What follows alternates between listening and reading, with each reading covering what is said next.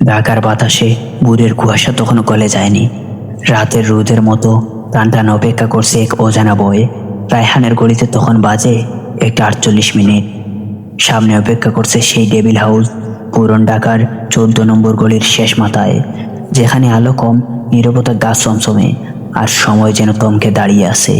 সে জানে খামে লেখা ঠিকানায় যাওয়া মানে নিজের ছায়ার ভেতর ঢুকে পড়া। তবু কিছু প্রশ্নের উত্তর পাওয়ার জন্য মানুষের মাঝে এক ধরনের বিকার জন্মায়। রায়হান সেই বিকারের শিকার। সে বেরিয়ে পড়ে 14 নম্বর গলি, পুরন ঢাকার একদম শেষ মাথা। প্রায় 100 বর্ষ পুরনো একতলা অন্ধকার, দেয়ালে শেওলা, মাটিতে ভেজা কাদামাখা ইটের গন্ধ, যেন এই জায়গা একদিনের জন্য জীবিত ছিল না। সে হঠাৎ থেমে গেল। সামনে দাঁড়িয়ে আছে একটা দালান, 5 তলা, জীর্ণ, জানালার কাচ ভাঙা, পেছনে পলিথিনে মুড়ানো ছাদ। দালানটা যেন তাকিয়ে আছে তার চোখের দিকে নির্বাক, অথচ কিছু বলার মতো।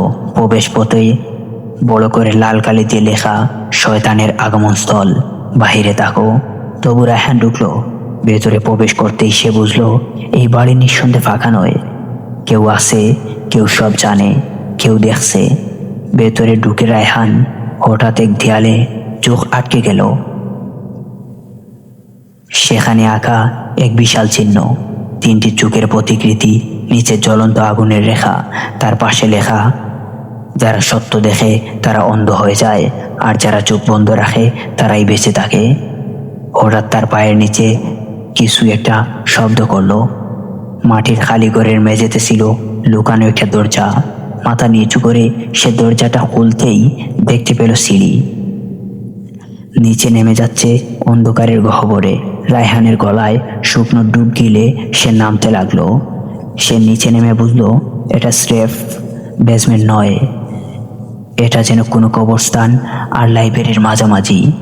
চারপাশে পুরনো ফাইল, অদ্ভুত ছবি, ছেঁড়া ডায়েরি। একটা দেয়ালে ঝুলছে কয়েকটা মানুষের মতো আকৃতি, চোখে কালো কাপড়, মুখে হাসি রেখা আঁকা। তবে যা তাকে স্তব্ধ করে দিল সেটা একটা ফ্রেম।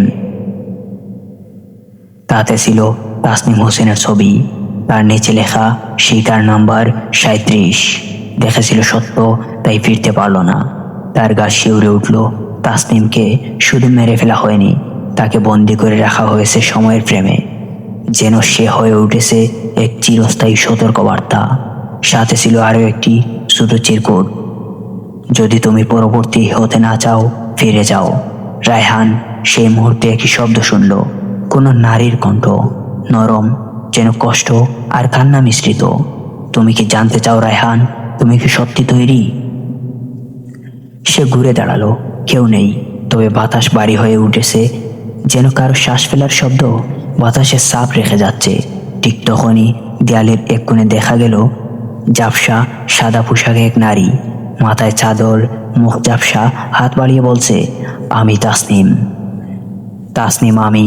তুমি যে খুঁজছো তার চেয়েও ভয়াবহ কিছু অপেক্ষা করছে। সায়রা, সে শুধু একটা নাম না, সে একটা ছায়া। সে কখনো আলোয় আসে না, তবে একবার যার ছায়ায় ঢুকে পড়ো তুমি আর আগের তুমি থাকো না। রায়হানের ঠোঁট শুকিয়ে এলো। সে বলতে চাইল, তুমি কি মরেছো? কিন্তু তার আগেই সেই নারী অদৃশ্য হয়ে গেল। রায়হান দ্রুত উপরে উঠে আসে, বাড়ির ছাদে গিয়ে হাঁপাতে থাকে। তার মনে হচ্ছে তারা যেন তাকে অনুসরণ করছে। হঠাৎ ফোন বেজে উঠল, অজানা নম্বর। রিসিভ করতেই একটা কণ্ঠ, তুমি এখন সময় পাওনি রায়হান, তবে মনে রেখো, সায়রার সত্য জানতে গেলে নিজের সত্য আগে দেখতে হবে, আর সে সত্য হবে বড় নির্মম। ফোন কেটে গেল। রাত 3:12। রায়হান বাড়ি ফিরে এলো। তবে এবার সে জানে খেলা শুরু হয়ে গেছে। এখন আর পেছনে ফেরা যাবে না। ডায়েরির পাশে রাখা এক চিরকুট তখনও তাকে খুঁজা দিচ্ছে। ডেভিল হাউজে প্রথমে গেলে কিছু দেখা যায়, দ্বিতীয়বার গেলে সব কিছু বদলে যায়।